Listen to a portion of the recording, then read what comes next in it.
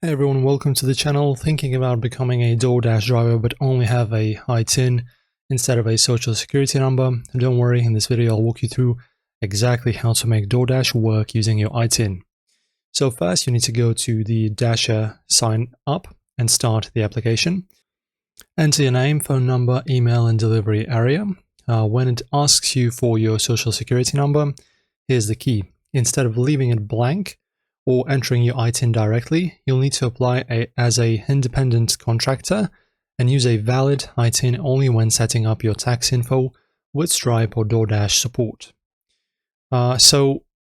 Step number 3, if you don't have an SSN but do have a valid ITIN, reach out to DoorDash support or sign up through a business EIN registered under your ITIN. This works best if you're filing taxes as a sole proprietor. Once approved, go to the Dash app, finish the setup, and you're good to go.